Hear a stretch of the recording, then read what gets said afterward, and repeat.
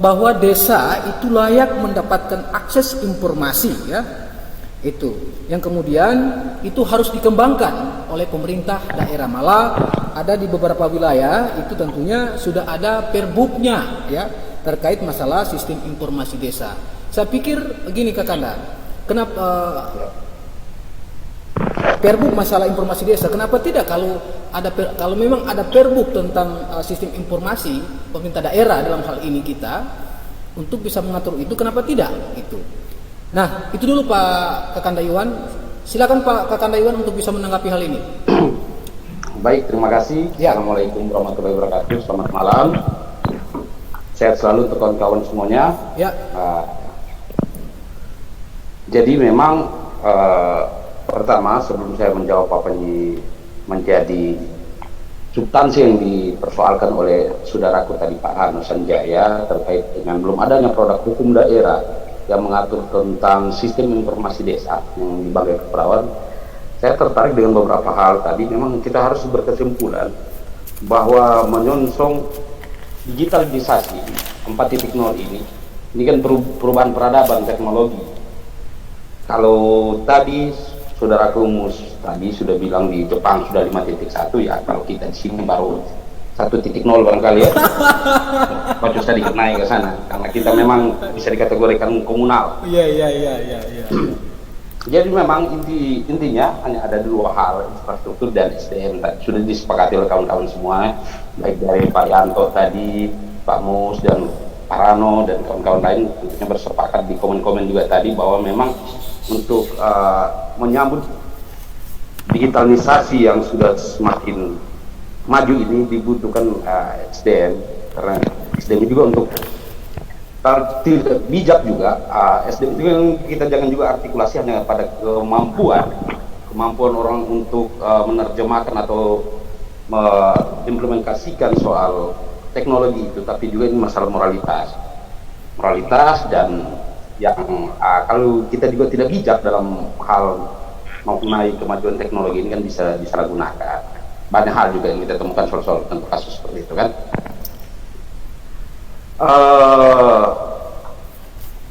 Memang kalau menurut saya kehadiran teknologi ini kan tujuan filosofisnya menurut saya ada dua hal: menciptakan efisiensi dan transparansi.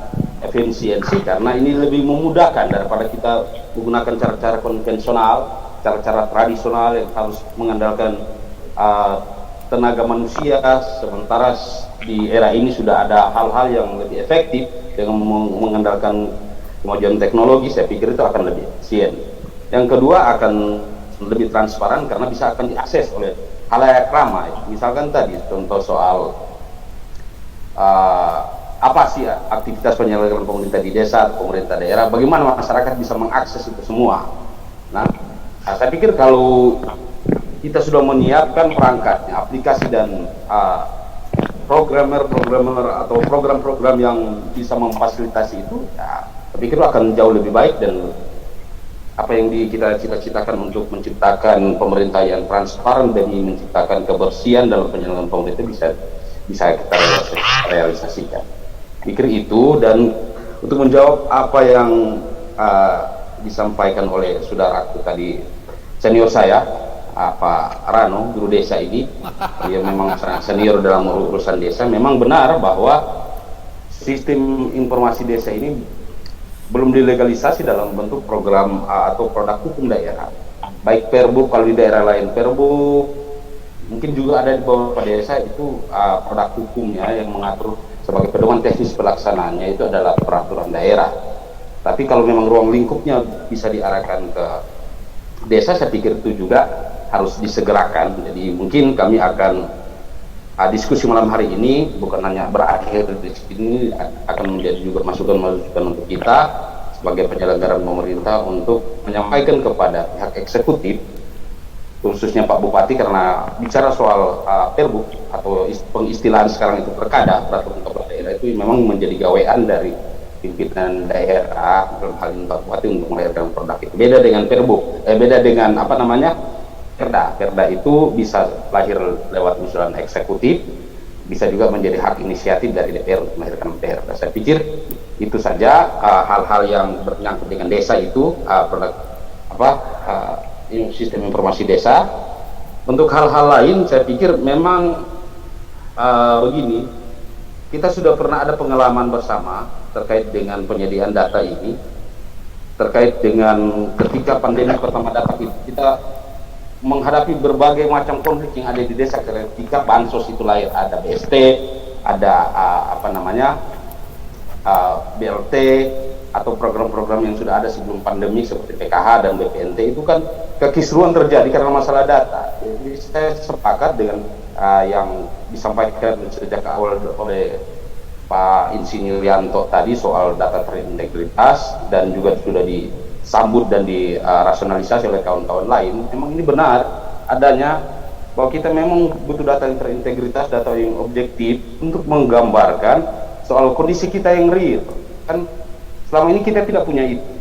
Contoh kemarin soal BLT, BST, saya menangani di Komisi 1 itu sekitar 36 laporan desa yang berkonflik soal bansos itu. Saya telusuri ke dalam, memang basisnya inti masalahnya ada di data yang tidak siap kita. Ada kejadian lagi kemarin itu di tahun 2000, kalau tidak salah di akhir 2019, kita juga bermasalah soal data di mana ada kartu KIS kita, penduduk miskin kita yang memegang kartu KIS itu akhirnya tidak dinonaktifkan kartu KIS-nya karena itu blank data, nicknya tidak sesuai dengan nomor KK, dan alhamdulillah sekarang sudah diperbaiki, dan kalau tidak salah di angka 9 ribuan kemarin kalau saya tidak keliru. Sekarang ini sudah mulai diperbaiki dan sudah hampir selesai. Terkait juga dengan data-data kemiskinan ini, saya tertarik dengan data-data kemiskinan yang ada di desa. Memang perlu diperbaiki secepatnya dan disiapkan fasilitas yang mumpuni sehingga desa-desa itu memiliki data yang real soal data-data desa, termasuk dengan jumlah penduduk miskinnya, karena itu menjadi masalah bagi kita.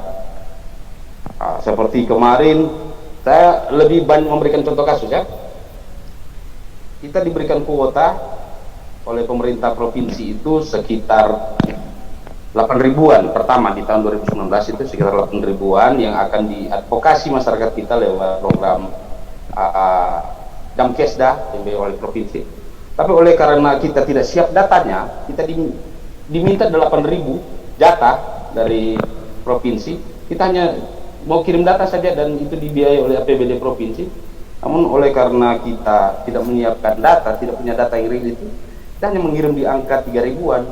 3 ribuan itu setelah diverifikasi juga jumlahnya tidak valid, dan akhirnya kita merugi lagi. Mestinya masyarakat kita yang tadinya belum memiliki jaminan kesehatan itu akhirnya begitu inilah tidak bisa teradvokasi. Ini yang membuat saya harus bersepakat kalau kemudian yang harus diurus dulu di Banggai Kepulauan ini adalah data yang terintegras, data yang objektif untuk menentukan kebijakan pemerintah. Objektif dan valid, Kak Kanda. Iya, objektif dan tentunya valid seperti yang disampaikan oleh Pak Rano tadi di tingkat desa. Sistem informasi desa yang real itu akan menjadi basis pengambilan keputusan. Saya pikir ini juga harus dilakukan di tingkat daerah. Kalau kemudian kita punya data yang valid soal berapa jumlah orang miskin, soal berapa rumah yang tidak layak huni di Bangkai Kepulauan, berapa panjang jalan kita yang rusak, berapa panjang jumlah ruang kelas kita yang tersedia, dan itu tersampaikan secara luas kepada publik, saya pikir akan sangat membantu kita dalam pengambilan keputusan. Nah, kalau berhubungan dengan apakah pemerintah daerah punya arah kebijakan yang berhubungan dengan mendorong terciptanya persiapan daerah dalam menyambut digitalisasi, saya pikir memang sudah ada beberapa upaya yang dilakukan, baik itu walaupun masih skala kecil di tingkat-tingkat internal kita di masing-masing OPD. Saya lihat dalam usulan renja mereka dalam RKPD itu sudah ada masing-masing OPD sudah menyiapkan program-program yang sifatnya digital begitu, yang teknologi yang berbasis IT. Jadi ini juga merupakan kemajuan kita dalam, walaupun memang harus diakui ini sangat terlambat, tapi saya pikir tidak salah kalau kita mulai dari sekarang. Kira-kira begitu dulu untuk sementara, nanti kita berdiskusi lagi. Ya, nanti akan kita kembangkan. Artinya kita juga nantinya bukan lihat pada penerapan sistem informasi desa, tapi daerah juga punya sistem sesungguhnya. Pemerintah Ya, daerah kita ada. Ya, Ada SIPD kalau kita kan, ya, sistem kalau kita informasi. daerah kan SIPD itu ya. Saya pikir yang menyangkut tentang perencanaan daerah, kemudian pengembangan daerah, sistem keuangan kita, saya kira itu juga harus dibahas tuntas juga. Ya. Itu sehingga Kalau itu semua sudah ada, seperti ya.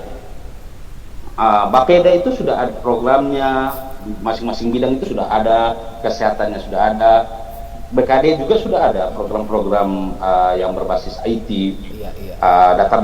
database kepegawaian, data kebutuhan tenaga ASN, begitu sudah ada semua di BKD. Dan ini yang langkah maju walaupun masih sedikit pelan, tapi kita berusaha agar tidak terlalu tertinggal dengan daerah lain. Terima kasih ya Pak Kakanda Iwan.